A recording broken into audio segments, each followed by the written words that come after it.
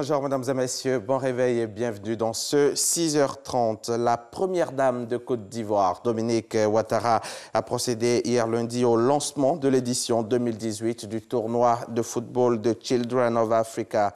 La compétition cette année va se dérouler dans 55 localités de la Côte d'Ivoire. Elle concerne des jeunes filles et garçons âgés de 7 à 15 ans. Le reportage est signé Jérôme Kofi Abolin.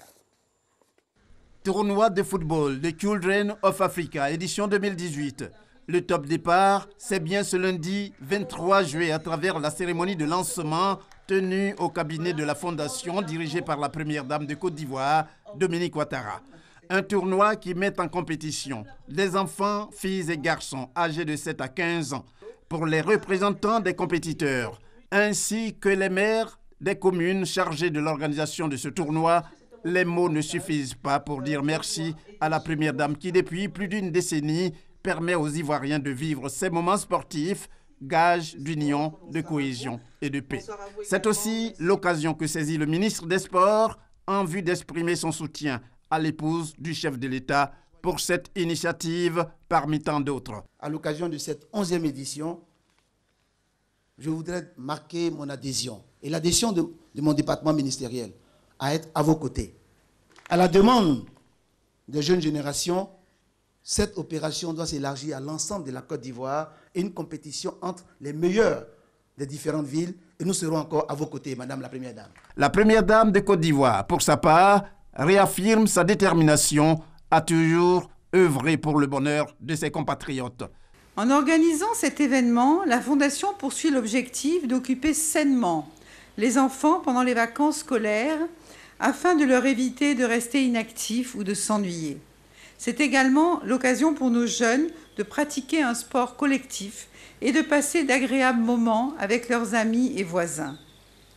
Le football est une activité sociale qui inculque aux enfants l'esprit d'équipe, de discipline et de respect des autres. Ce sont des valeurs chères à la Fondation Children of Africa. C'est pourquoi, pendant les vacances scolaires, en plus des activités socio-éducatives, la Fondation Children of Africa accompagne les enfants dans la pratique d'un sport collectif afin de contribuer à leur développement. Le tournoi de football de Children of Africa est doté d'une coupe qui porte le nom de la première dame Dominique Ouattara.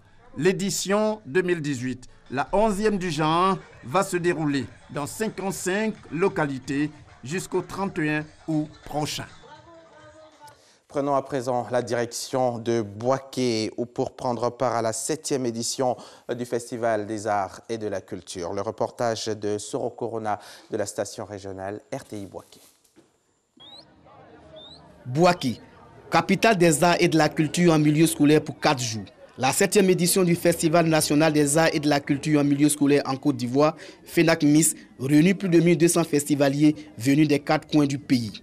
Ce rendez-vous culturel, artistique et gastronomique vise à créer les conditions d'une école gaie, amie des enfants, et à contribuer à un brassage de tous les enfants de la Côte d'Ivoire. Pour la cérémonie officielle, les ministres Kandia Kamara et Maurice Bandama, les 2 principaux acteurs de ce festival, ont eu le soutien des ministres Jean-Claude Kouassi et Amadou Kouni.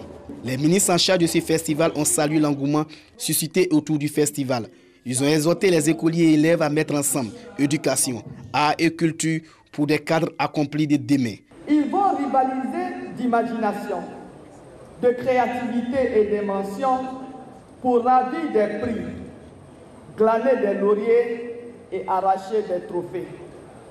Sur la base de l'émulation et par le prisme de l'art, nous avons à cœur de promouvoir des valeurs et d'alimenter le patrimoine culturel national dans la dynamique du développement durable. En initiant depuis le plus bas âge nos enfants à la pratique des arts et de la culture, Madame la ministre, vous avez choisi une belle langue pour former des citoyens de qualité.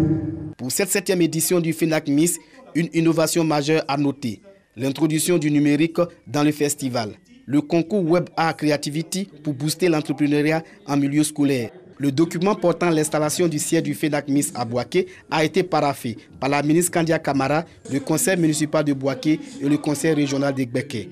86 groupes sont en compétition dans 11 disciplines. Civisme et engagement de tous pour une école de qualité est le thème retenu pour cette année. La direction régionale de l'éducation nationale de Gagnoa a célébré récemment la journée du mérite et de l'excellence dans la ville. Cette journée visait à récompenser les meilleurs élèves ainsi que les meilleurs acteurs et structures qui œuvrent pour la promotion de l'école et la salubrité dans la ville.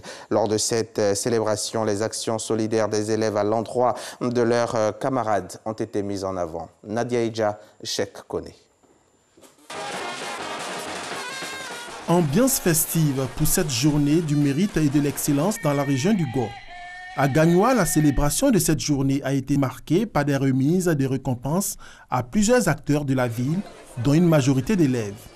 Ils ont reçu de divers lots en nature, une initiative de la direction régionale de l'éducation nationale.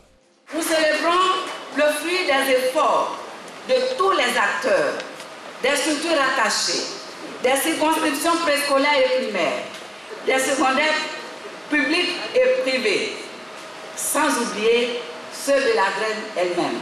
Il convient de reconnaître la mobilisation de tous et les efforts de chacun pour bâtir une école de qualité. Marraine de la cérémonie, Anne-Désirée Ouloto, ministre de l'Assainissement et de la Salubrité et fille de la région, a livré un message de félicitations et d'encouragement. Je voudrais vous féliciter, vous qui prenez soin de l'école et vous qui attachez du prix, chers enfants, à vos études. Je voudrais féliciter ceux qui ont bien travaillé et leur dire de voir dans cette distinction non pas une occasion de suffisance et d'orgueil, mais une interpellation à mieux faire et à servir toujours de modèle. Ceux qui n'ont pas reçu en rentrant chez vous, faites-vous la promesse à vous-même l'année prochaine d'être à cette tribune de l'excellence. Célébrer l'excellence, mais aussi inculquer les valeurs du vivre ensemble à ces jeunes élèves, un point fort de cette célébration. Grâce à leur action de solidarité et de partage à travers l'opération dénommée « Grâce à vous », les élèves de la région ont pu financer pour leurs camarades en détresse 2 fauteuils roulants, un appareil auditif et une opération de la cataracte. Mamadou Touré, le ministre de la Promotion de la Jeunesse et de l'Emploi Jeune, a rencontré hier les différentes fêtières et organisations de jeunesse. Avec les scouts de Côte d'Ivoire, le Conseil national jeune et plusieurs autres, Mamadou Touré a décidé d'engager une action suivie de collaboration et de concertation renforcée, et ce, avant la Journée internationale de la jeunesse qui aura lieu le 12 août prochain. Franck Quadion. 8 fêtières, fédérations et associations de jeunesse pour cette rencontre avec la tutelle, le ministère de la Promotion de la Jeunesse et de l'Emploi Jeune, au-delà de la prise de contact, de nombreuses attentes. Nous avons besoin de donner l'emploi aux jeunes. La petite signature d'exonération à 100% pour une période donnée sur le matériel à acquérir pour donner aux jeunes, ça nous manque. Nous espérons que l'actuel ministre va tenir compte de tout ce qu'il y a eu à faire comme promesse et surtout prendre en compte nos préoccupations et nous associer véritablement à tout ce qui est prise de décision concernant les jeunes. Rencontrer le Conseil national des jeunes, avec lui les fédérations de jeunesse, c'est le signal que justement les jeunes de Côte d'Ivoire peuvent avoir espoir dans ce dynamisme nouveau qui vient pour insuffler à la tête du ministère. Le Conseil national des jeunes, le scoutisme féminin, leurs fêtières au niveau national, les fédérations de jeunesse municipales et celles des enfants, entre autres, des partenaires à la réalité. Selon le ministre Mamadou Touré, tant les défis sont nombreux. Chaque couche de jeunes, parce que selon qu'on soit de la jeunesse rurale ou estudiantine et autres, il y a des préoccupations spécifiques. Lorsqu'on voit aussi les défis actuels, et ça, ce sont des questions sur lesquelles nous allons travailler étroitement. La question de l'emploi des jeunes. Il y a des pistes de solutions. Les solutions ne doivent pas venir forcément et exclusivement du gouvernement. Les solutions peuvent aussi venir du terrain, parce que vous représentez dans vos différentes associations, vous êtes assez représentatifs sur le terrain. Vous pouvez nous aider en analysant les politiques que nous mettons en place, en faisant des suggestions sur la dynamique que nous devons impulser au niveau de ces politiques. Est-ce qu'il y a des choses à réorienter pour plus d'efficacité? Une rencontre à inscrire de façon régulière dans le temps. Pour ce qui concerne sa vision pour la jeunesse et l'emploi jeune, Mamadou Touré donnera les principales orientations au cours de la Journée internationale de la jeunesse le 12 août prochain. Un rassemblement qui posera les jalons des prochains états généraux de la jeunesse. La lutte contre les médicaments contrefaits et les médicaments de qualité inférieure est au centre d'un atelier qui se tient en ce moment même à Grand-Bassam depuis hier lundi et ce jusqu'au 27 juillet prochain. Une cinquantaine de médecins, de pharmaciens et de forces de l'ordre réfléchissent au développement de nouvelles technologies pour la surveillance du marché et de la lutte contre les médicaments de qualité inférieure et contrefaits. Ce projet, initié par la nouvelle pharmacie de la santé publique de Côte d'Ivoire et ses partenaires, vise entre autres à freiner ce trafic de médicaments. En 2017, je le rappelle, plus de 345 tonnes de médicaments de qualité inférieure et contrefaits ont été saisis en Côte d'Ivoire, un fléau qui fait perdre chaque année à l'économie ivoirienne près de 50 milliards de francs CFA. Didier Nguessan. Les médicaments de qualité inférieure et falsifiés prennent de l'ampleur en Côte d'Ivoire. C'est pour lutter contre ce fléau que la nouvelle pharmacie de la santé publique de Côte d'Ivoire et ses partenaires techniques et financiers ont réuni à Grand-Bassam une cinquantaine de professionnels de la santé.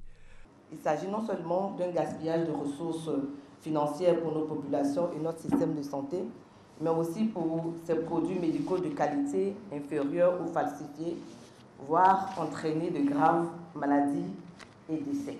Pour la représentante d'expertise en France, la Côte d'Ivoire s'est engagée à criminaliser le trafic de médicaments au niveau juridique. Toutefois, la lutte ne suffit pas. Le soutien de la production locale de médicaments est nécessaire. En 4 ans, plus de 600 tonnes de médicaments du marché illicite ont été saisies, dont 345 tonnes pour la seule année 2017. Comment faire pour que le circuit ne soit pas alimenté? Avec toutes les structures, et c'est justement cet atelier doit réfléchir à cette question. Comment faire pour que le circuit ne soit pas alimenté? Mais en même temps que nous le faisons, il ne faut pas penser qu'il y a un moment pour lutter contre les circuits et puis il y a un moment pour agir sur la population. Il faut que ce soit des actions concertées et conjointes pour qu'on soit efficace. Le trafic de médicaments de qualité inférieure et falsifiés représente un manque à gagner annuel de 50 milliards de francs CFA pour l'économie ivoirienne. Et vous allez le voir en image. Il est candidat à sa propre succession. Lui, c'est Ibrahim Boubacar Keïta, IBK, qui fait partie des 24 candidats retenus pour la présidentielle 2018 au Mali. Et depuis l'ouverture de la campagne le 7 juillet dernier, il multiplie ses actions sur le terrain en vue de convaincre. Dans le cadre d'une tournée internationale à la rencontre de ses compatriotes, IBK est arrivé à Abidjan dimanche pour un meeting avec la communauté malienne résidente en Côte d'Ivoire. Le reportage de Sidonie Davila dans nos prochains journaux. Et nous allons refermer ce journal avec ce mot d'actualité internationale. Le mouvement de libération du Congo, le MLC, annonce le retour le 1er août de Jean-Pierre Bemba à Kinshasa. L'ancien vice-président, par ailleurs sénateur, a été investi candidat de son parti à la présidentielle du 23 décembre prochain. Il avait été acquitté par la Cour pénale internationale et remis en liberté provisoire par un juge d'appel en juin dernier. Et je rappelle que Jean-Pierre Bemba avait été condamné en 2016 à 18 ans de prison pour des exactions commises par sa milice en Centrafrique au début des années 2000. Le ministre de l'Intérieur français Gérard Collomb et le préfet de police de Paris Michel Delpouec ont répondu hier aux questions des députés de la commission des lois de l'Assemblée nationale chargée de faire la lumière sur l'affaire Benalla. Gérard Collomb et Michel Delpouec se défendent de tout manquement. Pas question pour eux de servir de fusible dans une affaire qui, d'après eux, ne les concerne pas. Merci de nous avoir suivis. Bonne suite des programmes à notre compagnie.